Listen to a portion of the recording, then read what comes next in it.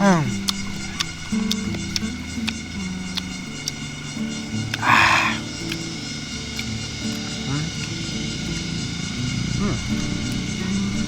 Ồ. Chào em. Ủa sao em gọi cho anh vậy? À, khỏe. Ồ, mới gặp ngày hôm qua thôi mà. Vẫn khỏe chứ. Sao? Karaoke hôm qua có say không? Có về được không? Ui. À. À, làm quen với anh hả? Ui. Anh thì làm gì có, đang cô đơn đây nè. Cô đơn lắm. Trời ơi. Ui, nhìn mặt em đẹp quá ha. Bơi bố.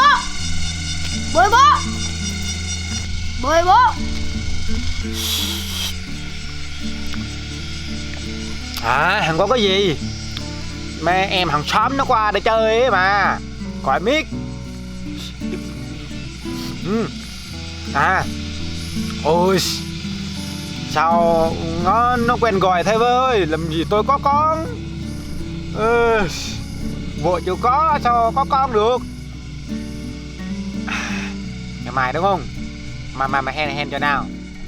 Được chờ cũ đúng không? Ok. Rồi bye bye nhá. Bye.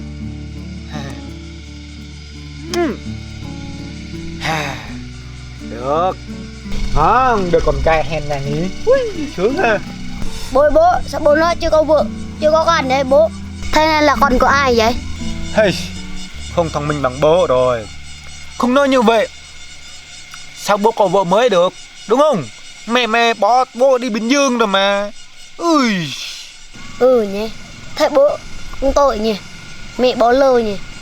Sau này nha, nếu mà bố con mình đi học á, đi về vô trường á, mình thấy cô giáo đẹp á, hoặc là mình vào quán cà phê á, mình thấy cái đẹp á, con đừng gọi bố là bố nha, phải gọi bằng anh, biết chưa? Sao thế? Khỏi bị ế. À, ok anh. Này bố, sao nhà mình cũng có cái gì ăn hết vậy? Ngày nào cũng vậy, đi học đỡ cầm chết. Trời ơi, hỏi bố biết hỏi ai? Từ sáng tới giờ bố có đồ ăn gì đâu. Nè, mấy anh ổi nè cho tỉnh táo nè. Thế bố đói chưa? Đợi từ giờ này rồi mà. Thế bố ăn cái gì? À, ăn gì nhé? Không biết tìm cái gì để ăn chứ. Ăn cơm bằng muối thì chán rồi. Lami cũng ngán rồi. Ăn bằng gì nhỉ? Ồ, con bướm. À, đúng rồi. Con đi bắt mấy con sấu bướm đi. Nhong bướm ăn ha. Có đâu ngon lắm. Bên kia có nhiều này ha. Đi ha. Sao nãy bố không làm vậy? Quên, giờ mới nhớ nè. Đói cơm rồi nhớ nè ha. Ui. Để bố nhầm lửa ha. Chia nhau nha. Rồi con đi lấy lòn, lấy son, lấy cái gì đó đi bắt ha. Bố còn mình ăn cơm. À.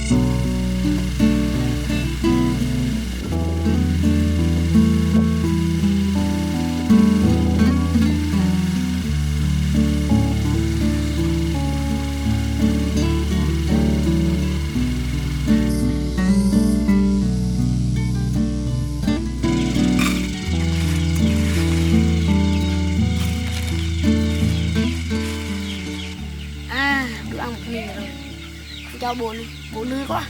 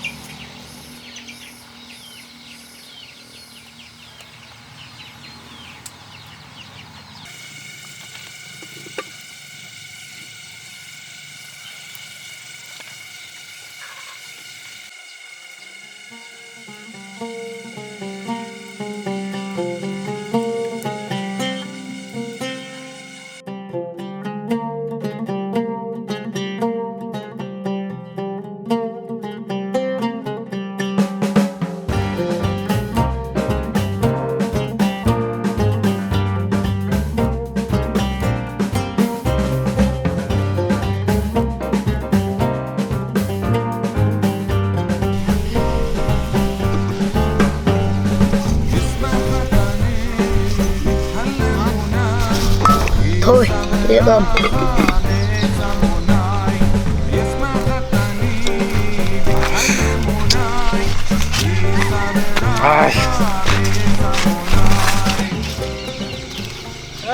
Chiều rồi. Ai nấu gì ta? Ồ, hồi nãy bảo nó đi nấu cái gì mà. Ui à. Ồ, con sò bướm. Thử. Con này giói nhờ. Ui dồi, ngon là. Thử một lần nữa.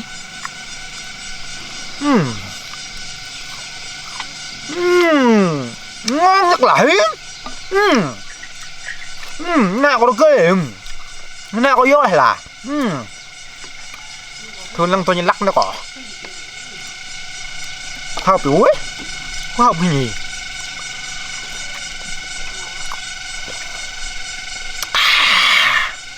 Thử lắm.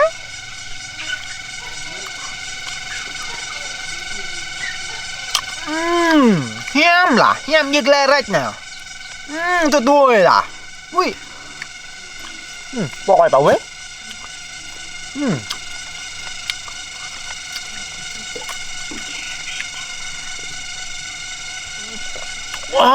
Clip nha. Bỏ ngoài bảo ấy.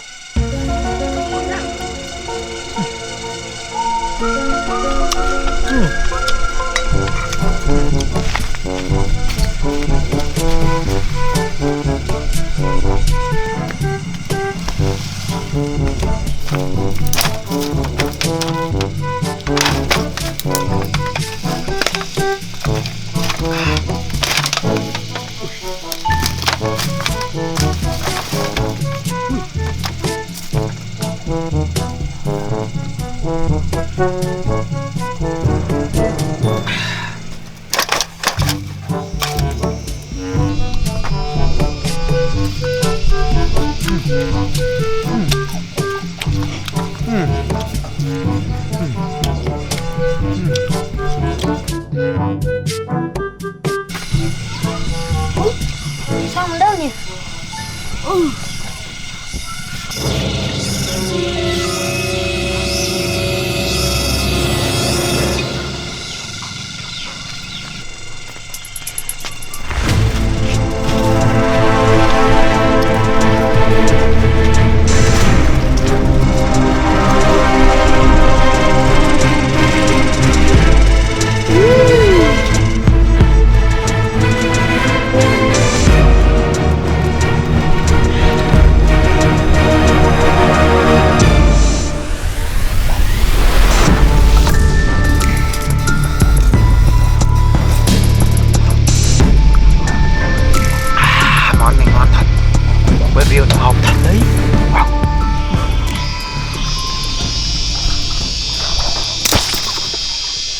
Nope.